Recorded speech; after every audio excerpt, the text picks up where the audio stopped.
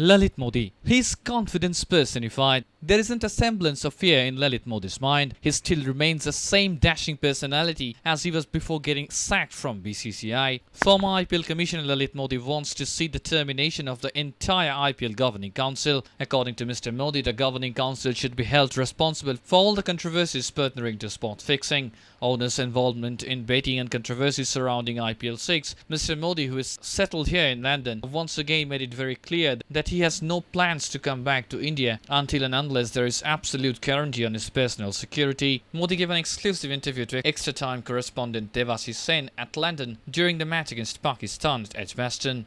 Let's see what he said. The disciplinary committee is planning to ban you for life.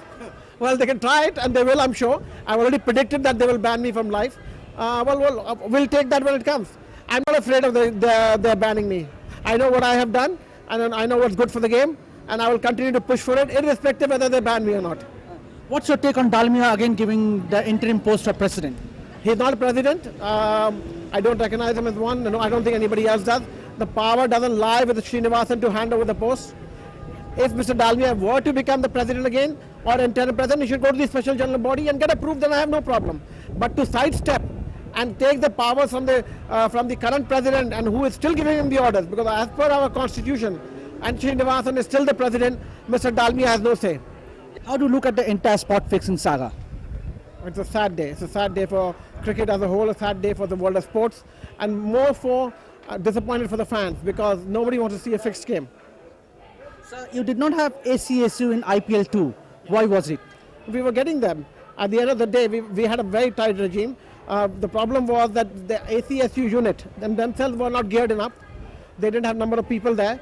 They're starting to get them. I think the ACSU has to do a lot more than to do matches as they are. I think the world of fixing is changing very dramatically, and I think the ICC needs to wake up, and actually that should be a single focus, is the ACSU, and round the clock monitoring of the games prior to the game and after the game is not the only solution.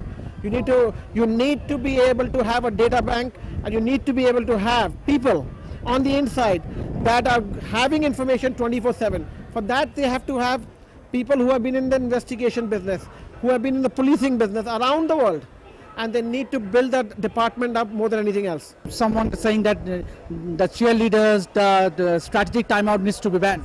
I'm sorry. IPL is a 360-degree product. I know I created it. I know what it takes to create something.